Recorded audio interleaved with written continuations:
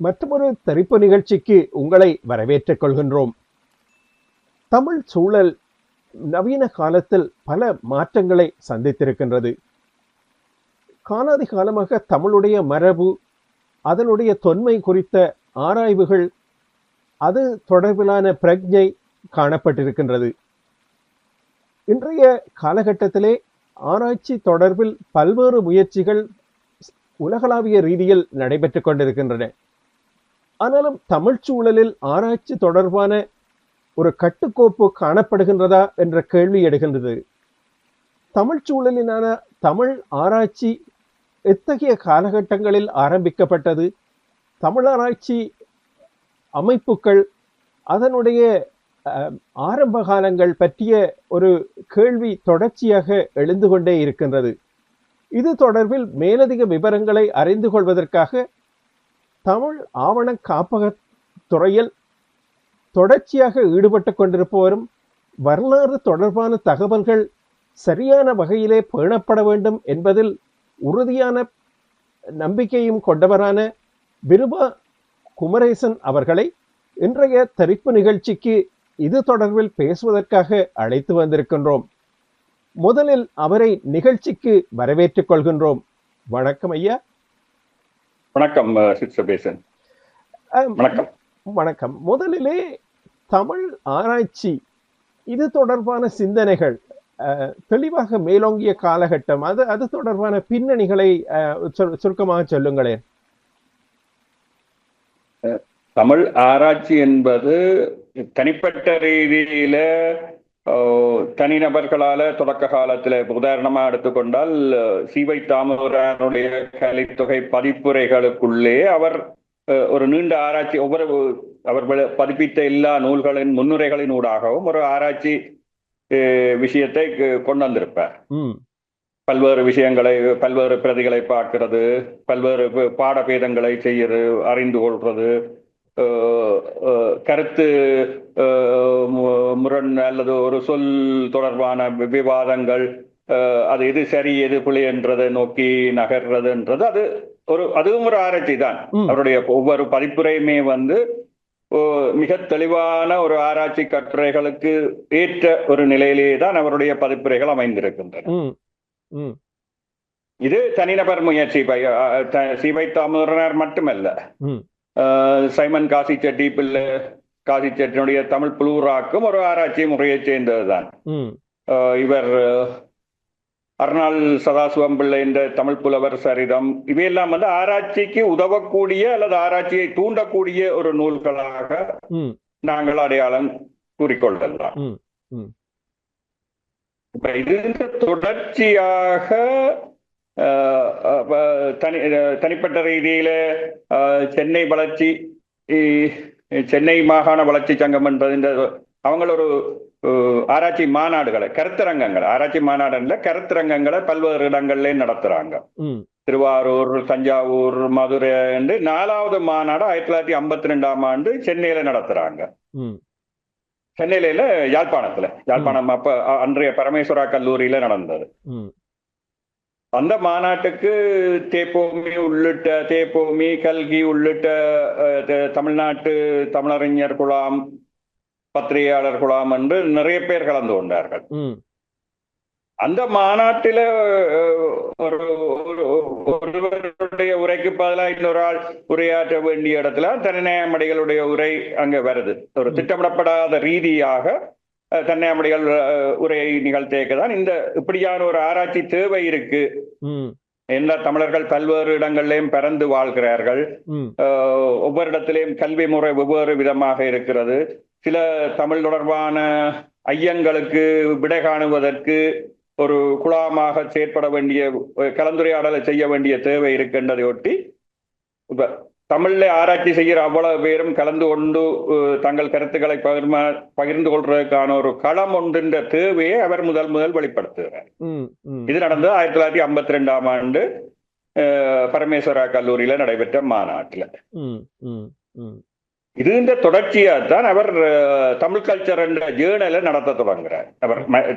அவர் உணர்ந்து இவர் இதை தன்னியாமடிகளை எவ்வாறு இதை உணர்ந்து கொள்கிறார் என்றால், அவர் மேற்கொண்ட உலக பயணங்களினூடாக பல்வேறு நாடுகளுக்கும் அவர் சென்று வரைக்க அந்த நாடுகள்ல உள்ள இந்திய வரலாறு பார்க்க, தென்னிந்திய வரலாறு, ஆசிய வரலாறு பார்க்க தமிழருடைய வரலாற்று தகவல்கள் மிக குறைவானவே அந்த காலத்துல கவனத்துக்கு வந்திருந்தன.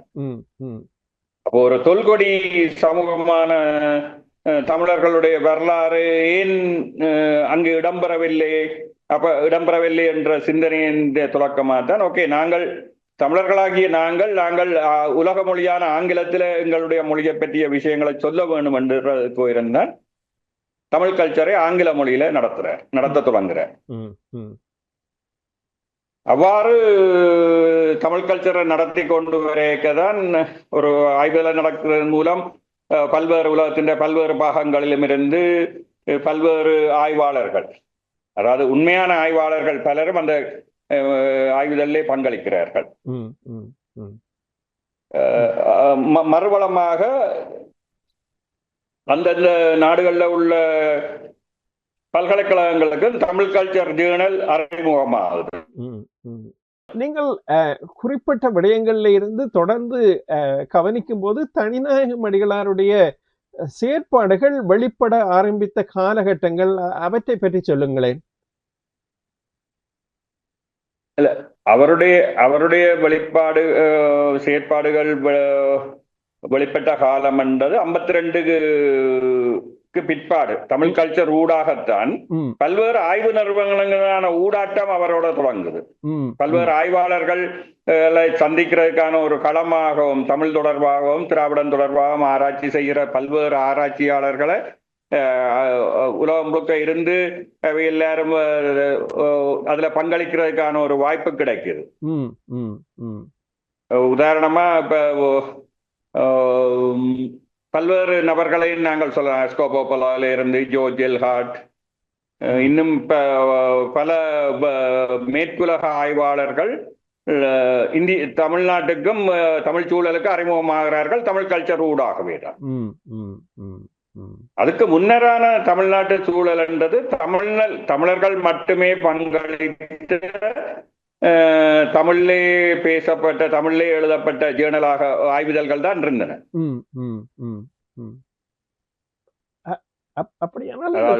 புறமொழியாளர்களோ மேலை நாட்டறிஞர்களோ பங்கு பெற்ற சூழல் இருக்கே இல்லை. தமிழராட்சி மகாநாடு ஆரம்பிக்கப்பட்டது எந்த காலகட்டங்களிலே முதல்ல அந்த சிந்தனை எப்படி அவருக்கு உருவானது? உண்மையா என்னன்னு சொன்னா அந்த 52ஆம் ஆண்டு தனிநாயகம் அடிகளுடைய உரையிலேயே இதற்கான களம் அமைக்கப்பட வேண்டும் என்பதை அவர் சொல்லிவிட்டார். ஆனால் அதற்கான சூழல் கனிந்து வர இல்லை.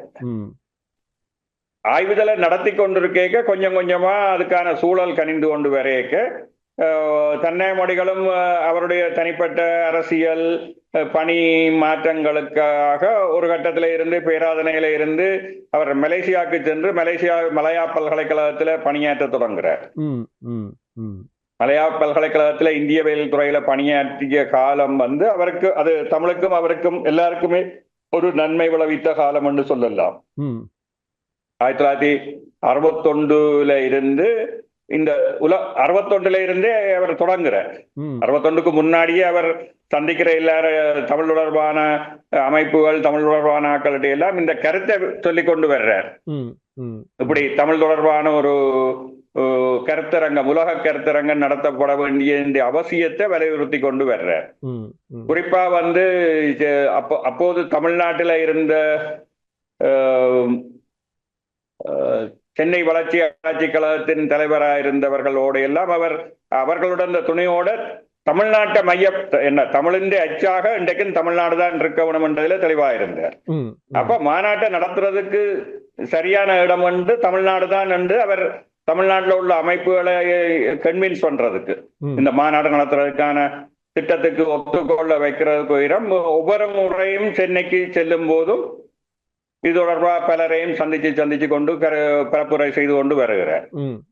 இந்த விடயங்கள் எல்லாம் தமிழ்நாட்டில் வந்த பத்திரிகை இந்தியன் எக்ஸ்பிரஸ், தினமணிகள்ல 1962, 63 சின்ன சின்ன பேட்டிகளாகவோ செய்திகளாகவோ இருக்கு. இவற்றை பற்றி இலங்கை இளத்தறிஞரான மயிலங்குடல் நடராஜன் அவர்களும் தன்னுடைய கட்டுரைகளில் குறிப்பிட்டிருக்கிறார். அப்ப அந்த அந்த தொடர்ச்சியாக தமிழ்நாட்டில் சென்னை வளர்ச்சி ஆராய்ச்சி கழகத்துக்கூடாக அவர் சி சுப்பிரமணியம் என்ற ஒரு காங்கிரஸ் மந்திரியா இருந்தவர், பின்னாடி மகாராஷ்டிராவின் கவர்னரா போனவர். இந்திய நிதியமைச்சராக இருந்தவர். ஆமா, இப்ப அவர் சென்னை வளர்ச்சி ஆராய்ச்சி கழகத்தின் தலைவராக இருக்கிறார். ஆமா, அப்ப அப்படி ஒரு அமைப்பு பொறுப்பெடுத்தால்தான் இந்த மாநாடு நடத்துறதுக்கான மற்ற ஏற்பாடுகளையோ அதுக்கு வேண்டிய ஒரு மாநாடு நடத்துறதுன்றது அந்த காலத்திலேயே ஒரு பெரிய விஷயம். இப்ப இன்றைய மாதிரி தொழில்நுட்பம் இல்ல, மற்றது அதுக்கு வேண்டிய நிதி உதவி, கள தேவைகள் என்று நிறைய இருக்கு. இதுகளுக்கு ஒரு பெயர் பெற்ற வலுவுள்ள ஒரு அமைப்பு உதவி செய்தால்தான் அதை செய்ய முடியும். அதற்காக அவர் தமிழ்நாட்டில் இருந்த சென்னை வளர்ச்சி ஆராய்ச்சி கழகத்தோட நிறைய நீண்ட காலம் மினக்கறாரு தான் நான் சொல்ல முடியும். அவையும் அங்கே அதை செய்ய வேணும் என்ற கருத்து என்ன கன்செப்ட் ரீதியாக ஏற்றுக்கொண்டாலும் நடைமுறை சிக்கல்கள் அங்கு நடைபெற்ற அரசியல் சூழல்கள் கனிந்து வர இல்லை. அப்ப 64 இந்த சூழலில் தான் டெல்லியில கிளைத்தேயவியல் கருத்தரங்கம் ஒன்று நடக்க இருந்தது 1964ஆம் ஆண்டு. அப்ப அந்த மாநாட்டுக்கு அந்த கருத்தரங்குக்கு வர்றாக்களை கொண்டு சென்னையில ஒரு முதலாவது உலக தமிழ் மாநாட்டை நடத்த முடியுமான்றதுக்கு அடிகளார் முயற்சி செய்தார். அதுவும் கைகூட இல்லை. அப்ப கைகூட இல்லை என்னைக்கு அப்ப அந்த டெல்லியில நடந்த கிளைத்தேயவியலாளர்கள் மாநாட்டில தான் ஏற்கனவே தமிழ் கல்ச்சர்ல பங்களித்து கொண்டிருந்த ஸ்கோபோலோ பல ஆய்வறிஞர்களும் அதுக்கு வந்திருந்தார்கள். அவர்களோட சேர்ந்து உலக தமிழ் ஆராய்ச்சி மன்றத்தை தோற்றுவிக்கிறார். 26 பேர் சேர்ந்து தோற்றுவிக்கிறார்.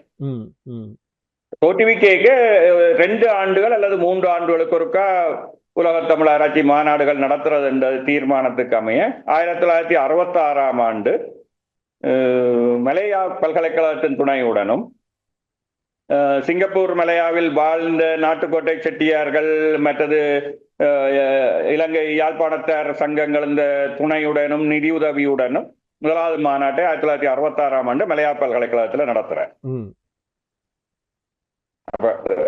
அவருடைய சிந்தனை தொடக்கம் 52ஆம் ஆண்டா இருந்தாலும் அது செயல் வடிவம் பெறதுக்கு இடையிலே அடிகளார் அலைந்த அலக்களிப்பது அது சொல்லி மாளாது.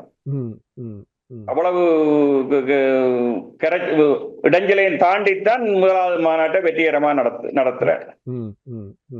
அந்த மாநாட்டில் சிங்கப்பூர் பிரதமர் கலந்து கொள்றார், மலையா பிரதமர் கலந்து கொள்றார், தமிழ்நாட்டின் முதலமைச்சராக இருந்த அப்போதைய முதலமைச்சராக இருந்த திரு பக்தவத்சலம் அவர்கள் கலந்து கொள்றார்.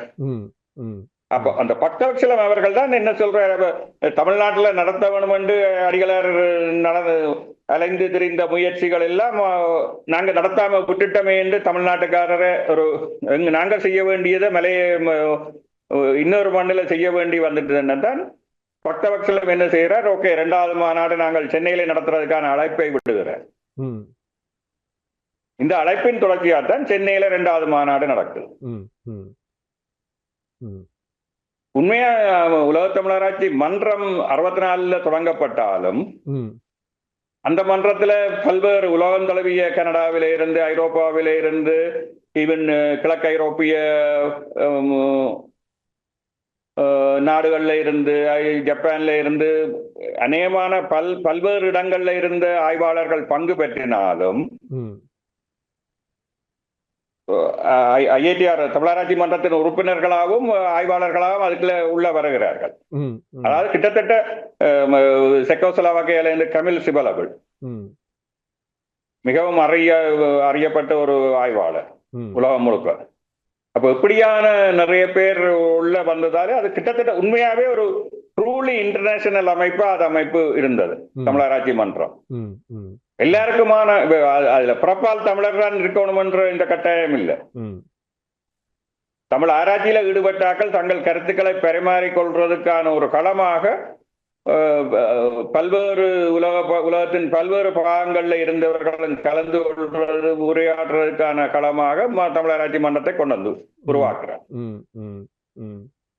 இது உண்மையா தமிழுக்கு கிடைச்ச ஒரு பெருவரம் என்றேதான் நான் சொல்லுவேன். ஏனென்றால் கடந்த 500 ஆண்டுகளுக்கு மேலாக 500 ஆண்டுகளுக்குள்ள தமிழ் தொடர்பாக ஏற்பட்ட மிகச்சிறந்த சிந்தனை இந்த தமிழ் ஆராய்ச்சி மன்றம் என்ற சிந்தனையை நான் சொல்லலாம். அது எத்தனை ஆண்டுகள் செழுமையான ஒரு வளர்ச்சி பாதையிலே சென்றது என்று நீங்கள் சொல்லுவீர்கள்?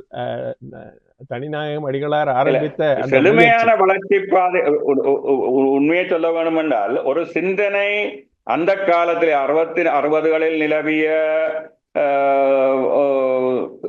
அந்த கால சூழலுக்கு ஏற்றவாறு 64 தொடங்கப்பட்ட அமைப்பு 66 முதலாவது மாநாட்டை 66 கோலாலம்பூரில் முதலாவது மாநாட்டையும் 68 சென்னையிலும் 2வது மாநாட்டையும் 70 பாரிஸில் 3வது மாநாட்டையும் 74 யாழ்ப்பாணத்தில் 4வது மாநாட்டையும் நடத்துகிறது. இந்த 4 மாநாட்டுக்கு தான் அந்த முதல் தலைமுறை உறுப்பினர்கள் வந்து அவர்கள் ஆக்டிவா இருந்த காலம் அதுதான். வயோதிபம், பணியிட மாற்றம், மற்றது தொடக்கத்தில் 64ஆம் ஆண்டு டெல்லியில சந்திச்சு பேசிக்க தீர்மானிக்கணும் 2 ஆண்டுகளுக்கு அல்லது 3 ஆண்டுகளுக்கு ஒரு முறை மாநாடு நடத்துறது என்று தீர்மானித்தாலும் அந்த மாநாட்டை நடத்துறதுக்கு அன்றைய காலகட்டத்தில் அதுக்கான நிதி உதவியை செய்யறதுக்கானவோ அல்லது ஐஏடிஆர் சொல்ற தமிழாராய்ச்சி மன்றத்துக்கு ஒரு அலுவலகத்தை தொடங்குறதுக்கான முயற்சிகள் இது நடைபெற இல்லை. ஒரு முறையான இன்ஃப்ராஸ்ட்ரக்சர் இல்லை, அதுக்கு ஒரு அலுவலகம் இல்லை. தென்னாமடிகளோட கூட இருந்து அவரோட ஒத்த சிந்தனையோட வீரியமாக வேலை செய்த அவருடைய நண்பர்கள், குறிப்பாக சுப்பையா, வாய் சுப்பிரமணியம், கபில் சிவலபிள்,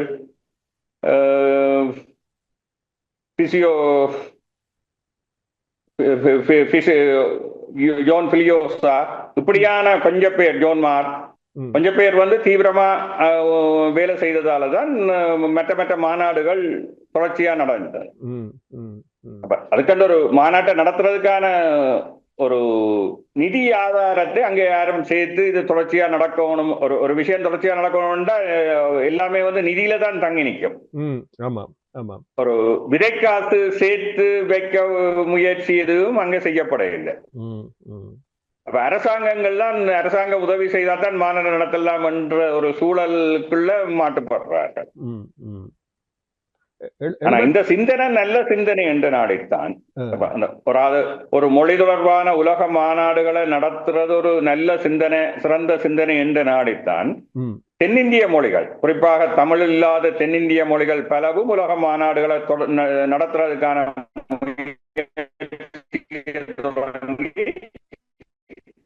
இப்ப சில 24வது மாநாட்டை நடத்துற சூழலும் வருது.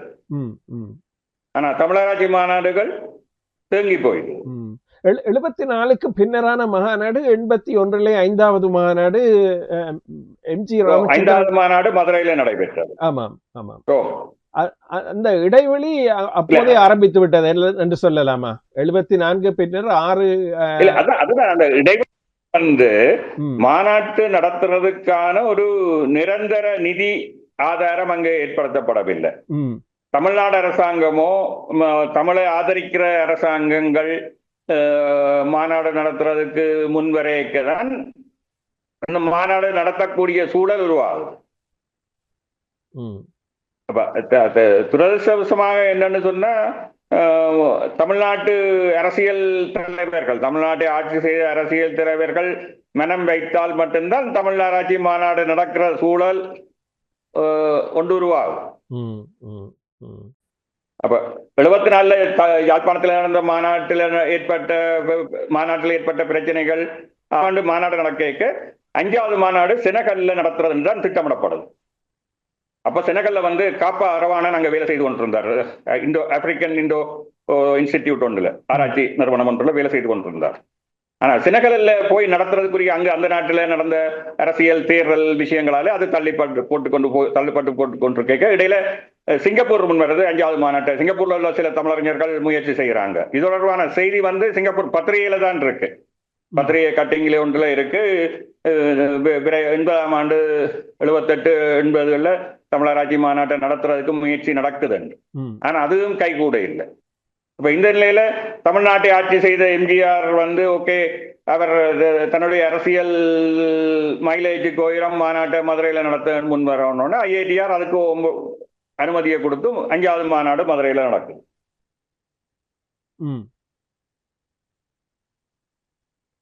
அதுக்கு பிறகு 6வது மாநாடு 1987ல திருப்பி மலேசியாவில் நடக்குது. 89ல 7வது மாநாடு மொரிஷியஸ்ல நடக்குது. 8வது மாநாடு தஞ்சாவூர்ல நடக்குது. ஒவ்வொரு மாநாட்டிற்கும் சில நல்ல விஷயங்களும் இருக்கு, சில பின்னடைவுகளை சந்திக்கிற விஷயங்களும் நடந்து கொண்டுதான் இருந்தது.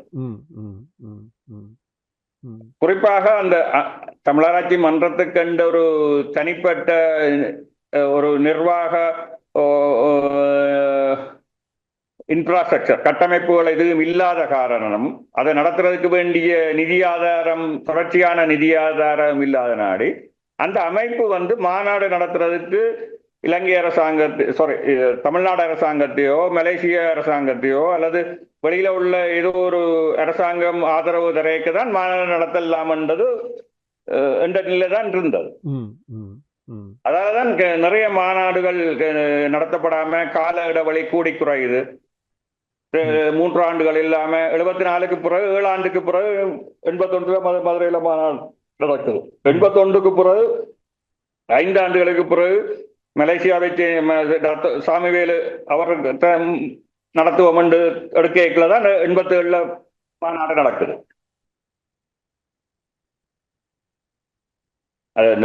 நாங்கள் ஒரு நல்ல சிந்தனை அது செயல் வடிவம் பெறுறதுக்கு வேண்டிய நிதி ஆதாரத்தையும் அவரே தான் தேடி சேர்க்க வேணும் என்று போட்டு தன்னையாவடிகளோ அந்த குழுவே தான் அதையும் சேர்த்து வச்சு செய்திருக்க வேணும் என்றது ஒரு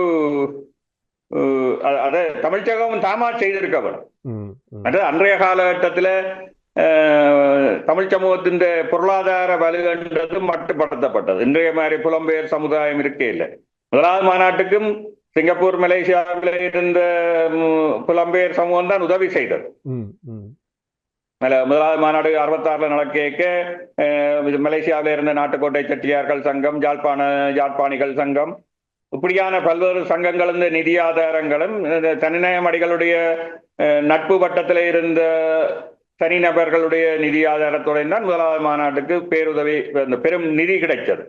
இப்ப இந்த நிதி தொடர்பான விவரங்கள் எல்லாம் 1வது மாநாட்டு ப்ரொசீடிங்ஸ்ல அவர் வரவு செலவு கணக்கெல்லாம் கொடுத்திருப்பாரு. நீங்கள் அரசுகள் மாநாடு செய்யும் பொழுது அரசினுடைய ஆதாயத்திற்காக செய்ய முற்பட்டார்கள் என்ற ஒரு கருத்தை சொன்னீர்கள்.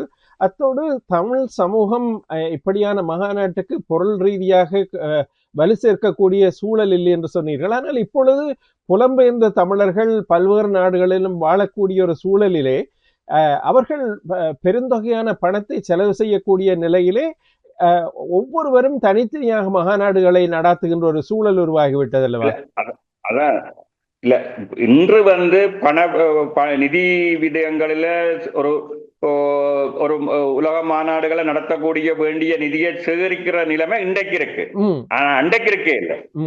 ஆனா இன்றைக்கு என்னன்னு சொன்னா, இன்றைக்கு அந்த தமிழராட்சி மாநாடுகளை தென்னைமடிகள் நடத்தணும் என்று சொல்லிக்க அது இந்த அடிப்படை கொள்கையாக இருந்த கொள்கைக்கு ஏற்றபடியா இன்றைக்கு மாநாடுகள் நடைபெறுது என்றா அப்படி இல்லை. அதாவது தமிழராட்சி மாநாடுகள் என்ற ஆன்மா என்றது முதல் தலைமுறையோட இல்லாமல் போயிட்டு இன்றைக்கு மற்றது இந்த கருத்தரங்குகள் உலக மாநாடுகளை நடத்துறேன்டா பல்கலைக்கழகத்தை சேர்ந்தவர்களோட தான் சேர்ந்து நடத்த வேணும் என்ற தன்மை ஒன்று வரைக்க பல்கலைக்கழகத்துல என்னென்ன நடக்குதுன்றா பல்கலைக்கழகத்துல தர உயர்வுக்கு வேண்டிய பாயிண்ட்ஸுக்கு கருத்தரங்கங்கள் நடக்குது. இப்ப இன்று நடக்கின்ற பல்வேறு கருத்தரங்கங்கள்லையும் ஆய்வு கற்றல் தொகுதி வெளியிடப்படுறதே இல்லை. மாநாடு நடக்கும் பெரிய பேஸ்புக்ல சமூக ஊடகங்கள்ல அதுல இங்க எல்லாம் விளம்பரம் கட்டணம் வாங்குவாங்க. ஆனா ஆய்வு தொகுதிகள் பொதுமக்கள் பார்வைக்கு வர்றதில்லை. இது ஒரு தவறான பாதையில. என்னடா மாநாட்டை நடத்துற பேராசிரியருக்கு புள்ளி வருது, கலந்து கொள்றவருக்கு புள்ளி வருது. அந்த புள்ளிகளுக்கூடான பெறுமதிகளுக்காகவே கருத்தரங்கங்கள் நடத்தப்படுகின்றனவே ஒழிய அந்த ஆய்வு தொகுதிகள் வெளியிடப்பட்டு மக்களிடமோ பல்வேறு ஆய்வாளரிடம் போய் சேருதுன்றா போய் சேரு. அப்ப அந்த அச்சடிக்கிறதே கலந்து கொள்ற 40 பேருக்கு மட்டும் ஆய்வு தொகுதியை கொடுத்து போட்டு கருத்தரங்கம் நடத்துறோம் என்று சொல்லிக் கொண்டிருக்கிற ஆக்களும் எல்லாம் இருக்கிறாங்க. பல்கலைக்கழகங்கள்ல உள்ளவங்க தான் இதையும் செய்யறாங்க. பொதுமக்களுக்கு சென்று சேராத ஆய்வுகளால என்ன பிரயோசனம்? அப்ப இதைத்தான் நான் எப்படி சொல்றேன்னா, இந்த தமிழ் ஆராய்ச்சி மாநாடுகளின் ஆன்மாவை புரிஞ்சு கொண்டு இயங்கக்கூடிய ஒரு சூழ்நிலையை உருவாக்குறதுன்றது இன்றைக்கு கஷ்டமா இருக்கு. தமிழ் ஆராய்ச்சி மட்டுமல்ல, பல்வேறு அமைப்புகளுமே இப்பொழுது இந்த தன்முனைப்பு அதிகரித்ததனால் ஒவ்வொருவரும் ஒவ்வொரு திசைக்கு இழுத்து செல்கின்ற ஒரு போக்கு ஏற்பட்டு விட்டது அல்லவா? இப்படியான சூழலிலே ஒரு மாற்றத்தை எதிர்பார்க்கலாமா? இல்ல, நீங்க சொன்ன போக்கு தன்முனைப்பான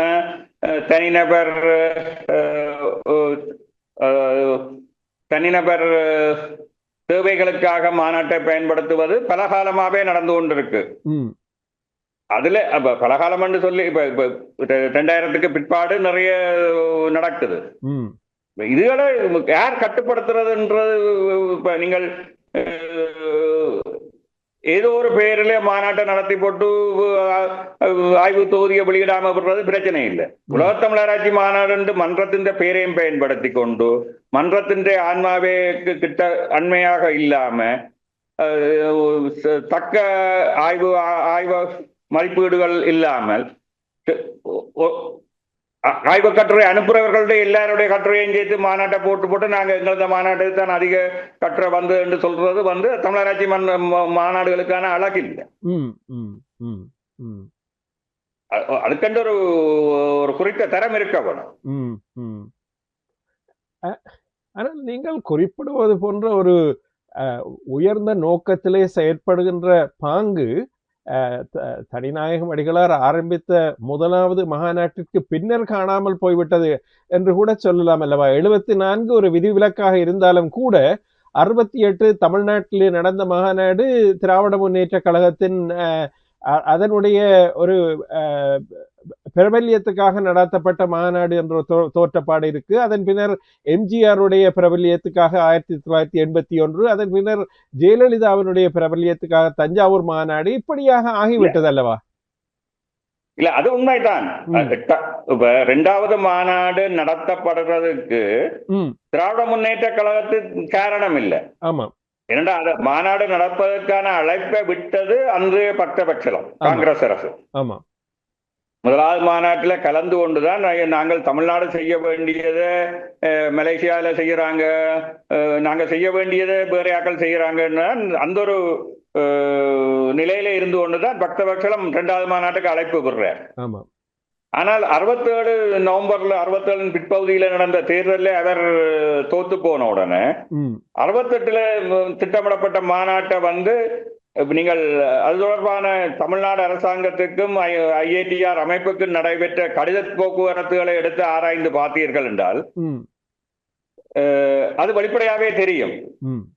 காங்கிரஸ் அரசாங்கம் இருந்தேக்கு என்னென்ன செய்ய என்று திட்டமிடப்பட்டது, பிற்காலத்துல அதை எப்படி ஒரு வெகுஜனப்படுத்தினாங்க.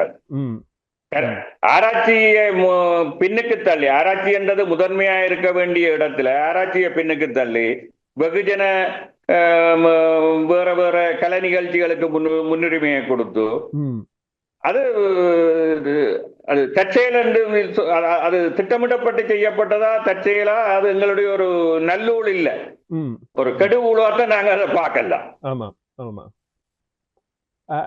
ஆனால் தமிழ்நாட்டில் அரசாங்கங்கள் தொடர்ச்சியாக உச்சகட்டமாக ஜெயலலிதாவுடைய காலகட்டத்திலே இலங்கையிலிருந்து கூட ஆராய்ச்சியாளர்கள் கலந்து கொள்ள முடியாத ஒரு சூழல் ஏற்பட்டது. கலைஞர் கருணாநிதி அவர்கள் செம்மொழி மகாநாட்டை ஆரம்பித்து இந்த மகாநாட்டினுடைய வீரியத்தை கூட திசை திருப்பியது என்று கூட சொல்லலாம் அல்லவா? அது உண்மைதான். செம்மொழி மாநாட்டையும் தமிழராட்சி மாநாடுகளையும் ஒப்பிடவே முடியாது. ஆமா, ஒப்பிடவே கூடாது. ஆமா. ஒப்பிடுறவர்களுக்கு போதிய அறிவில்லை என்று, போதிய புரிதல் இல்லை, அறிவில்லை என்று தான் நான் சொல்லுவேன். ஏனென்று சொன்னால் 2010ஆம் ஆண்டு ஜூன் மாதத்தில் செம்மொழி மாநாட்டை நடத்தியது திமுக அரசாங்கம் தான். அந்த திமுக வந்து அதற்கு பின்னர் 2 முறை 5 ஆண்டுகள் ஆட்சியில இருந்துட்டது, 2 தடவைகள். இன்று வரை அந்த செம்மொழி மாநாட்டில் வாசிக்கப்பட்ட ஆய்வு கட்டுரைகள் தொகுத்து ஆய்வு தொகுதிகளாக வெளியிடப்படவே இல்லை. உலக தமிழராட்சி மன்றம் நடத்திய எந்த மாநாட்டுக்கும் இப்படியான சிக்கல் நடக்கு. தமிழராட்சி மன்றம் நடத்தின மாநாடுகள்ல முதலாவது மாநாடு 66 நடந்தா, அது 2வது மாநாட்டிலே அந்த ஆய்வு தொகுதிகள் கட்டாயம் வெளியிடப்பட்டிருக்கு. 2வதுல நடந்தது 3வது மாநாட்டுக்கு முதலே வெளியிடப்படும். ஏனென்று சொன்னால் இந்த அமர்வுகளில் கட்டுரை வாசிக்கிறதை வந்து ஒரு உரையாடலுக்கு உட்படுத்தாமல் அச்சடிக்கிற வழக்கம் ஐஐடிஆர் தமிழராட்சி மன்றத்திடம் இல்லை. நீங்கள் 5வது மாநாட்டு ஆய்வு தொகுதியை தொகுத்த பெரியவர் அருணாசலம் அவர்கள் சில தவிர்க்க முடியாத காரணங்களால சில ஆய்வாளர்கள் நேரில் கலந்து கொள்ளவில்லை என அவர்களுக்கு பதிலிகள் கட்டுரையை வாசிச்சிருப்பார்கள். அப்ப அந்த ஆய்வு தொகுதியில் எடுத்து பாத்தீங்கன்னா அந்த ஆய்வு தொகுதியில கீழே அடிக்குறிப்பு கொண்டு இருக்கும், இந்த குறித்த நபர் மாநாட்டில் கலந்து கொள்ள இல்லை, மாநாட்டுக்கு அமைப்பு குழுவால இந்த கட்டுரை வாசிக்கப்பட்டது. அப்ப இந்த ஆய்வு கட்டுரை வந்து உரையாடலுக்கு உட்படுத்தப்படவில்லை என்ற குறிப்போடு தான் அதை அச்சடிச்சிருப்பார்கள். ஏன்னா அந்த ஆய்வு கட்டுரை இந்த முடிவுகள் என்றது உரையாடலுக்கு பின்னர் எட்டப்பட வேண்டும் என்றதில் ஐஐடிஆர் கவனமாகவே இருந்தது. ஐஐடிஆர் வெளியிட்ட ஆவணங்களை எடுத்து ஆராய்ச்சி செய்கிற ஆட்களுக்கு மட்டும்தான் அவைகள் தெரியக்கூடிய மாதிரியான ஒரு வாய்ப்பு இருக்கு. அதே மாதிரி ஐஐடிஆர் தமிழராட்சி மன்றம் 2வது மாநாடு சென்னையில நடக்கும் போது ஆய்வு கட்டுரைகள் எப்படி அமைய வேணும் என்றதுக்கு ஒரு வழிகாட்டலை வெளியிட்டது. அதை நான் இப்ப சொல்லலாம்னு நினைக்கிறேன்.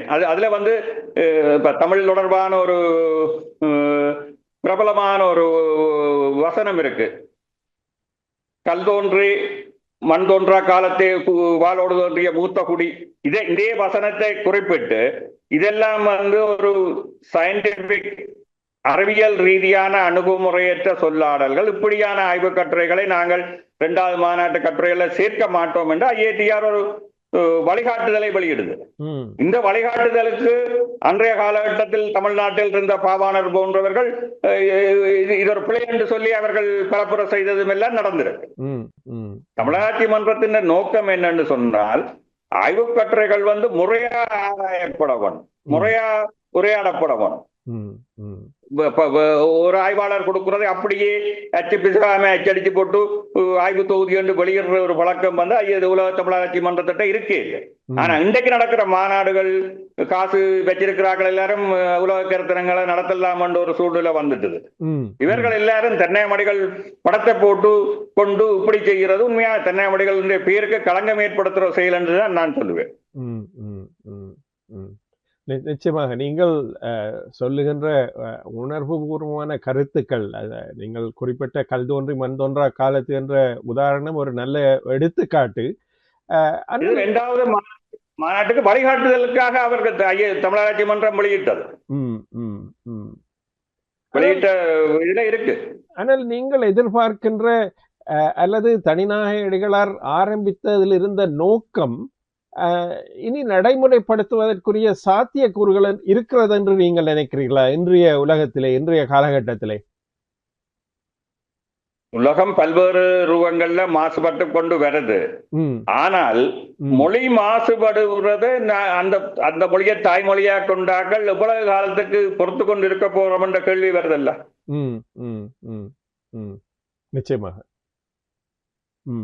ஒரு கருத்தரங்கத்தின் அடிப்படையே வந்து கருத்தரங்கங்களில் வாசிக்கப்படுகிற கட்டுரைகள் பரவலாக்கம் பெறணும். மக்கள்கிட்ட கொண்டு போய் சேர்க்காத ஆய்வு தொகுதியா அச்சடிச்சு வெளியில விடாம கருத்தரங்கம் நடத்துறவருக்கு புள்ளி, கலந்து கொள்றவருக்கு புள்ளி, அதாலே அவர்களுக்கு பதவி உயர்வென்றது வந்து அது ஒரு பிழையான ஒரு பொறைமுறைக்கு நாங்க மாட்டுப்பட்டு இருக்கிறோம். நிச்சயமாக நிச்சயமாக. இது என்னுடைய தனிப்பட்ட கருத்து என்று இல்லை. நீங்கள் ஒரு அறிவுள்ள எல்லாத்தையும் சீர்தூக்கி பார்க்கிறார்களுக்கு புரிஞ்சு கொள்ளுவேன். நிச்சயமாக. ஆனால் நீங்கள் சொல்வதை நான் மறுக்கவில்லை. அதே வேளையில் கால ஓட்டத்தில் இந்த மாற்றங்கள் தவிர்க்க முடியாதோ என்ற ஒரு கேள்வியும் எழுகின்றது. ஏனென்றால் புலம்பெயர்ந்த சமூகங்கள் அதிகரித்த சூழலிலே பண பலத்தினால் பல விடயங்கள் நடைபெறுகின்ற என்ற குற்றச்சாட்டு இருக்கின்றது. ஆனால் அதற்கு முந்தைய காலகட்டங்களிலே கூட இந்த அரசுகள் தங்களுடைய தேவைகளுக்காக இந்த மகாநாட்டினுடைய நோக்கத்தை தெரிவுபடுத்தி இருக்கின்றன. ஆக கால ஓட்டத்திலே ஆரம்பத்திலே நானும் நீங்களும் குறிப்பிட்டது போன்று தனிநாயக அடிகளார் ஆரம்பித்த முதல் மகாநாட்டுக்கு பின்னர் இந்த திரிவடைதல் ஆரம்பித்து விட்டது தானே? அதுதான் நான் சொல்றேன். என்னன்னு சொன்னா, முதலாவது தன்னையாமடிகளை அதை வெளிப்படுத்தி இருக்கிறார். எப்ப வெளிப்படுத்துறார் என்று சொன்னால், 2வது மாநாடு சென்னையிலே நடைபெறுகிறது. 2வது மாநாட்டின் கடைசி நாள் அன்று தீபம், அன்றைய நாபா அவர்கள் நடத்திய தீபம் 10 இதழுக்காக தன்னையாமடிகளை நேர்காணல் செய்கிறார்கள். அந்த நேர்காணலிலே தன்னையாமடிகள் தெளிவாக குறிப்பிடுகிறார், ஆராய்ச்சி மாநாடு எதிர்காலத்தில் தமிழராட்சி மாநாடு நடைபெற்றதுக்கு முதலாவது மாநாடு தான் முன்மாதிரியாக இருக்க வேணும். ஏன்னா 2வது மாநாடு முதலாவது மாநாட்டில இருந்து பல்வேறு நிலைகளிலேயும் வேறுபட்டு விட்டது என்பதை அவர் தன்னுடைய நாகரிகமான சொல்லாடலாலே குறிப்பிட்டிருக்கார். அதை அன்றைய காலகட்டத்தில் தமிழ் சமூகம் சரியாக உள்வாங்கிக் கொள்ளவில்லை, தமிழ் ஆராய்ச்சியாளர்கள் உள்வாங்கிக் கொள்ளவில்லை. தமிழராட்சி மாநாடுகள் உண்மையான ஆராய்ச்சி மாநாடுகளாக நடக்க வேண்டியதுக்கு என்னத்தை செய்ய வேணும் என்பதை அன்றைய தமிழ் சமூகம் செய்யாமல் இருந்ததால இன்றைக்கு அது பின்னடைவு வந்துட்டது. நீங்கள் கூறிய கருத்துக்களை நான் ஏற்றுக்கொள்கின்றேன். அதே வேளையில் நீங்கள் பல்வேறு கல்வியாளர்களுடன், பல்கலைக்கழகங்கள், தமிழ் சார்ந்தவர்களுடன் தொடர்பில் உள்ளீர்கள். இன்றைய சூழலிலே இந்த கருத்துக்களை ஏற்றுக்கொள்கின்ற மனநிலை பரவலாக காணப்படுகின்றதா பல்கலைக்கழக மட்டங்களிலே? இல்ல, பல்கலைக்கழகங்களில் இருக்கிறவர்களுக்கு ஒரே ஒரு பிரச்சனை, அவர்கள் தங்களுடைய பதவி உயர்வுக்கு வேண்டிய புள்ளிகளை சேகரித்தல் தான் அவர்களுக்கு தமிழ் மொழி பின்னடைவு சந்திக்குது என்ற எல்லாம் ஒரு பிரச்சனையே அல்ல. தங்களுடைய பதவி உயர்வுக்கு வேண்டிய புள்ளிகளை எவ்வாறானும் பெற்றுக்கொள்ளுதல், அதற்கு அவர்கள் குறுக்கு வழிகளையும் வச்சிருக்கிறார்கள். யாரெல்லாம் ஆய்வு தொகுதி வெளியிடாத மாநாடுகளுக்கு தேடி போய் கற்ற படிக்கிறது என்றது அவர்களுக்கு இலகுவான ஒன்றா இருக்கிறது. ஏண்டா அவர்களுடைய கட்டுரை ஒரு பொது தளத்துக்கு விவாதத்துக்கு உட்பட்டு அவர்களுடைய புலமை குறைபாடுகள் தெரியாமல் இருப்பதற்கு இவ்வாறான மாநாடுகள் உதவி செய்கின்றன. ஆனால் அவர்களுடைய பதவி உயர்வுக்கு அந்த மாநாட்டில் கலந்து கொண்டார்ன்றதுக்கு புள்ளி கிடைக்கிறது அவர்களுக்கு போதுமானதா இருக்கு. ஆனா இது மறுவளமா என்ன செய்யுதுன்னு சொன்னா, மொழி கலங்கப்பட்டு கொண்டு மொழி தொடர்பான விடயங்கள் கலங்கப்பட்டு கொண்டு போறதுக்கு, மொழி தொடர்பான விடயங்கள் திரிவுபடுறதுக்குமான ஒரு இடமா மாறிக்கொண்டு இருக்கு. இறுதியாக அடுத்த 5-10 ஆண்டுகளில் தமிழராட்சி தொடர்பான, தமிழ் தொடர்பான சிந்தனைகளில் தமிழ் பேசுபவர்களினுடைய எண்ணிக்கை, இவை தொடர்பில் உங்களுடைய கணிப்பு எப்படியாக இருக்கிறது? இல்ல, எதிர்வரும் காலங்களில் கடந்த காலத்தில் அல்லது 60களில் இருந்த மாதிரி தமிழ் சமூகம், எந்த ஒரு சமூகமுமே குறிப்பிட்ட ஒரு பௌதிக எல்லைக்குள்ள உள்ள ஒரு சமூகமாக இல்லை. இப்ப உலகம் முழுக்கவே எல்லா மக்களுமே பல்வேறு நாடுகளுக்கு இடம்பெயர்கிறார்கள். ஒரு பல்தேசிய இனங்களாக இப்ப எல்லா நாடுகளுமே எல்லா இடங்களிலுமே ஒரு கலப்பென பலரும் கலந்து போய்கொண்டிருக்கிற சூழல்ல தான் சில மொழிகள் இல்லாம போகுது. குறைவான மக்கள் தொகை பேசுற மொழிகள் பயன்பாட்டுக்கு இல்லாம ஆங்கில உலக மொழி என்று ஒன்று ஏற்றுக்கொள்ளப்பட்ட அந்த உலக மொழியின்பால் ஈர்ப்பு கொண்டு உலக மொழியை பேசினால் போதும், தாய்மொழி எங்களுக்கு ஒரு பொருட்டில்லை என்ற மனோநிலைக்கு நிறைய பேர் வந்து விட்டார்கள். இது இந்த புலப்பெயர்வால வர்ற ஒரு பின்விளைவு. ஆனால் ஒவ்வொரு இனத்துக்கும் அடையாளம் தர்றது அந்த மொழி. நீங்க தமிழர் என்று சொன்னீங்கன்னா நீங்கள் தமிழ் முறையாக தமிழ்ல பேச எழுத தெரிஞ்சால்தான் நீங்கள் தமிழர். அப்படி தமிழை பேசவும் எழுதவும் தெரியாத ஒரு தமிழர்களாக இருப்பதில் என்ன வந்துட போகுது?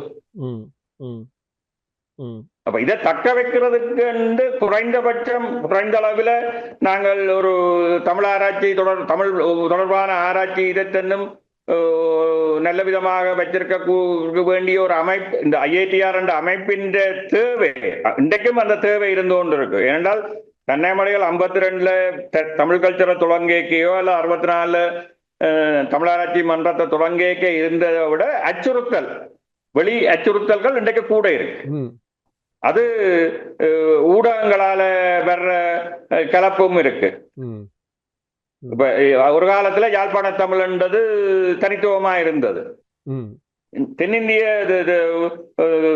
தொலைக்காட்சிகள் வந்த பிறகு இப்ப யாழ்ப்பாணத்திலேயும் வந்து நிறைய பேர் தென்னிந்திய தமிழர் பேசுற ஒரு சூழல் வருது. பரவலா இப்படி பல்வேறு வெளியிடல்கள் இருக்கிற காலத்துல மொழி தொடர்பான சில காத்திரமான விடயங்களுக்கு இறுதி கூறுறதும் அதை அத்தாட்சிப்படுத்துறதுக்குமான ஒரு இடமாக ஒரு மொழி தலைமை ஒன்று இருக்கத்தான தேவை. நீங்கள் பிரான்ஸ் நாட்டில் இருந்து கொண்டு பிரெஞ்சு மொழியிலே சொற்கள் இல்லாத வேற மொழி சொற்களை போட்டுக்கொண்டு அங்கு ஒரு பெருநாவலை எழுதிட முடியாது.